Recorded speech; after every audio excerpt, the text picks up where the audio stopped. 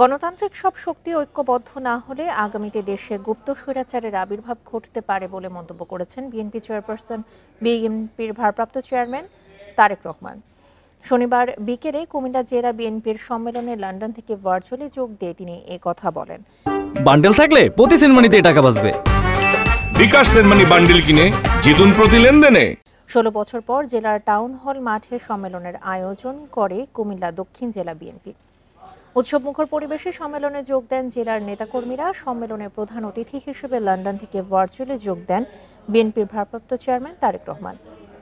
তিনি বিএনপি নেতাকর্মীদের সব বিভেদ ভুলে ঐক্যবদ্ধ হওয়ার আহ্বান জানান, তাদের জনগণের পাশে থাকার পরামর্শ দেন। দেশের গণতান্ত্রিক সব রাজনৈতিক দলগুলোরও ঐক্যবদ্ধ থাকা জরুরি বলে মন্তব্য করেন বিএনপির ভারপ্রাপ্ত চেয়ারম্যান। না হলে স্বাধীনতার পর যেমন স্বৈরাচারী সরকার দেশ শাসন করেছে, বিগত 16 বছর যেমন স্বৈরাচারী শাসক তৈরি হয়েছিল, সেরকম ভবিষ্যতেও গুপ্ত স্বৈরাচারী সরকারের আবির্ভাব ঘটতে পারে বলে সবাইকে সতর্ক করেন তারেক রহমান। দেশকে যদি পুনর্গঠন করতে হয়, দেশকে যদি জনগণের প্রত্যাশা অনুযায়ী গড়ে তুলতে হয়, তবে অবশ্যই আমাদের সকলকে ঐক্যবদ্ধ হতে হবে।